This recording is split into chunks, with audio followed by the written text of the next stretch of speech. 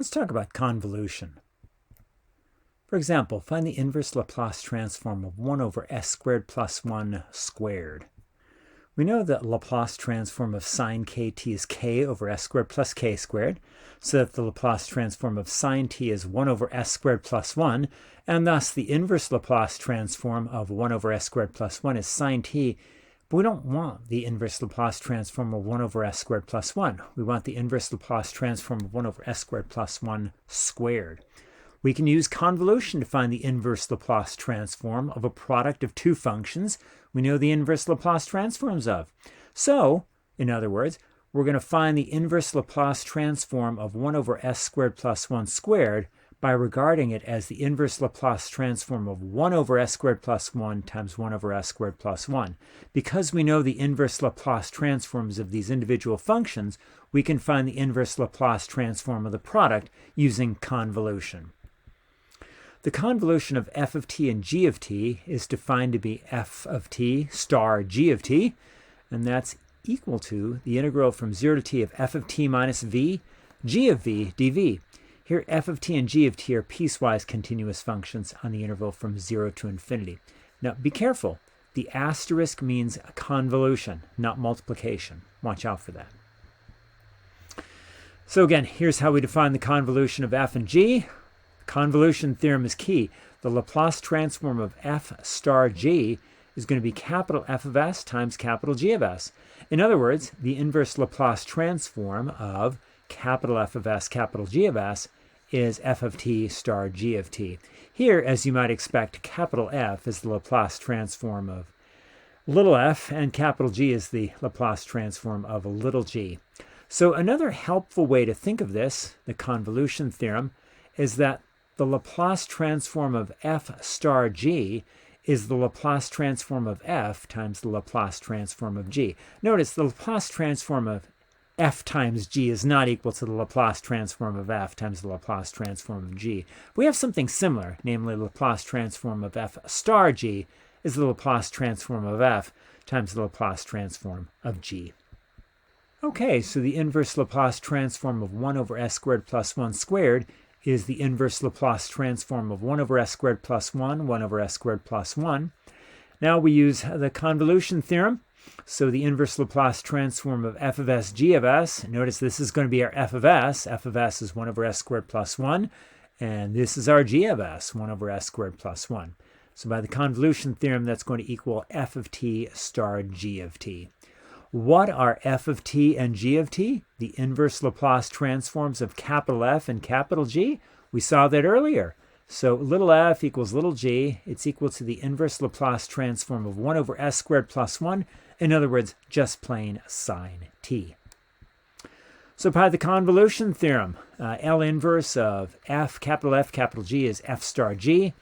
And we use this fact. We're going to break up 1 over s squared plus 1 squared as the inverse Laplace transform of 1 over s squared plus 1, 1 over s squared plus 1. That's going to equal sine t star sine t. And now, by the definition of convolution, that's going to be the integral from 0 to t of f of t minus v, g of v, dv.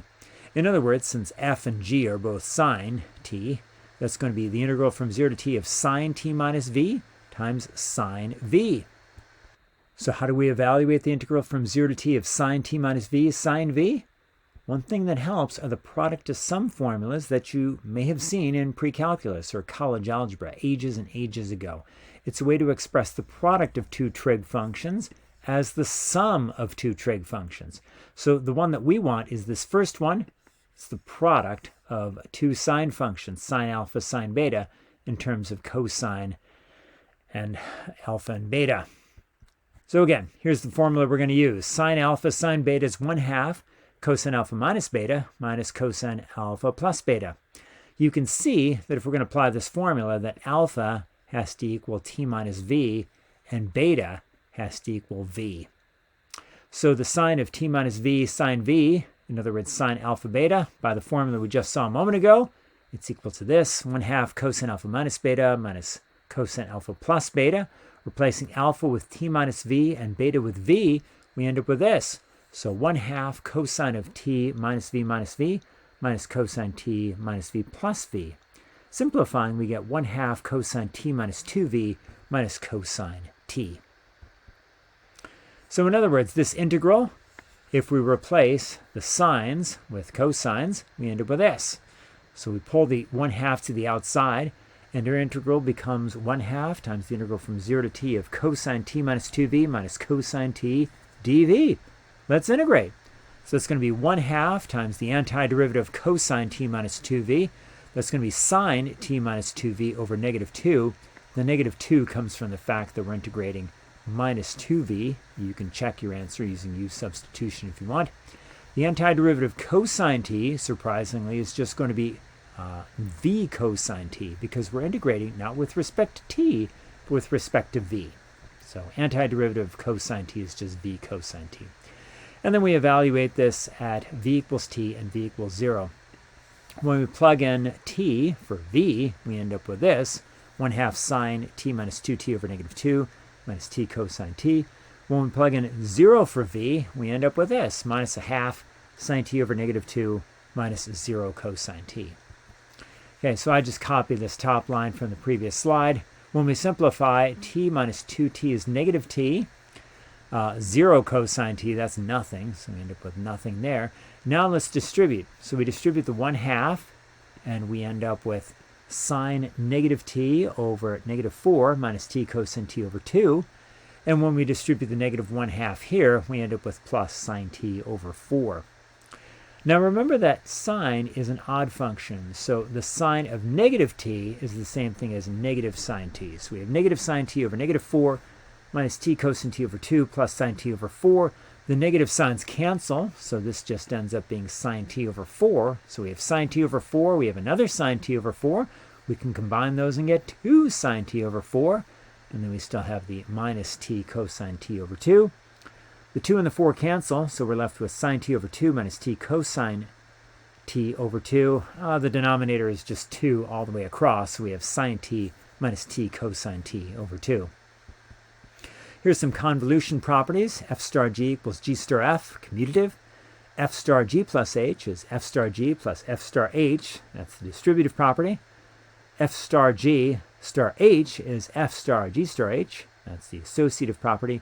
And f star 0 equals 0. Also, let k be a constant, then kf star g is the same thing as f star kg. It's the same thing as k times f star g. So you can pull the constant k to the outside of the convolution. Okay, let's step it up a notch. Let's find the inverse Laplace transform of 1 over s squared plus 4 squared. We're going to do something similar to what we did earlier.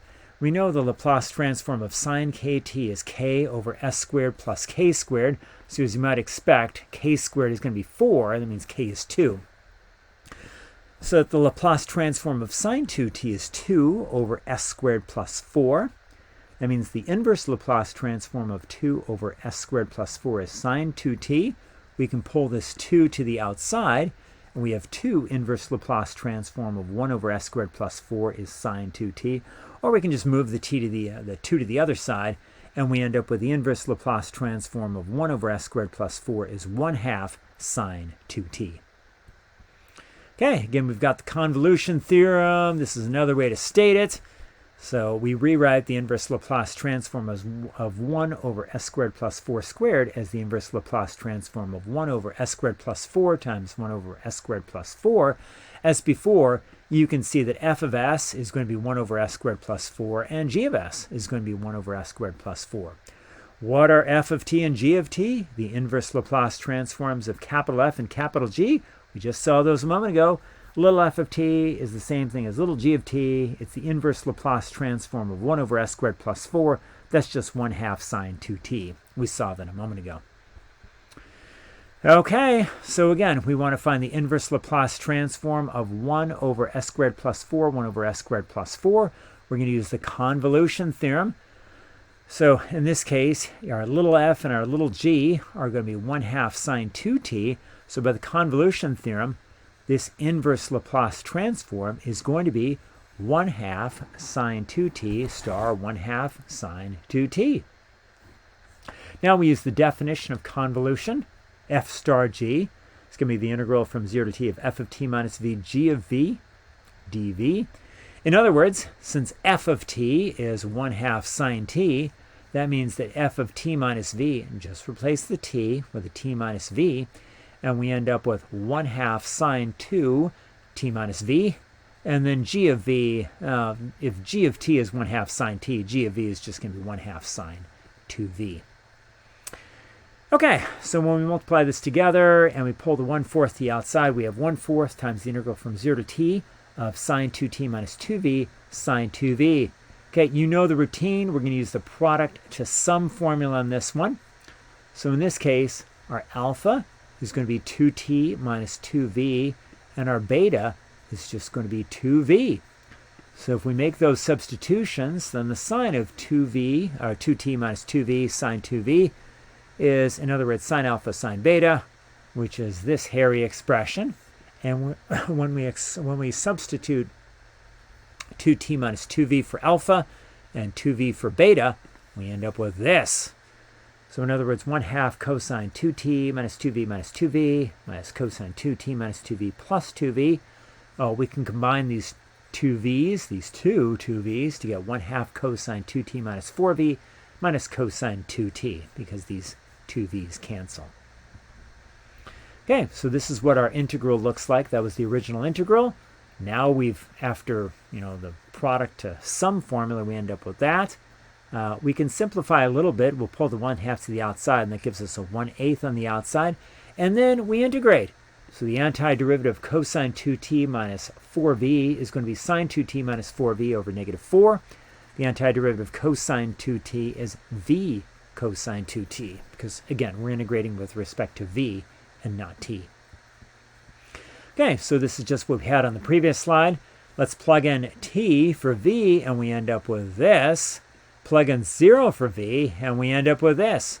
And now we can simplify. 2t minus 4t is -2t. This is fine. Minus t cosine 2t. Ooh, 0 cosine 2t. I like that. That just simplifies to nothing. And so we end up with 1/8 sine -2t over -4 minus t cosine 2t minus 1/8 sine 2t over -4. Distribute the 1/8, and we end up with sine -2t over -32 minus t cosine 2t over 8 plus sine 2t over 32. So again, we can pull the negative sign to the outside with sine, because sine's an odd function. We have negative sine 2t over -32 plus t cosine 2t over 8 plus sine 2t over 32. These minus signs cancel. And on the next slide, we just have sine 2t over 32 minus t cosine 2t over 8 plus sine 2t over 32. Ooh, we have a couple of sine 2t over 32 terms. So we have 2 sine 2t over 32 minus t cosine 2t over 8. The 2 and the 32 cancel, and we're left with sine 2t over 16 minus t cosine 2t over 8. Whew, we made it!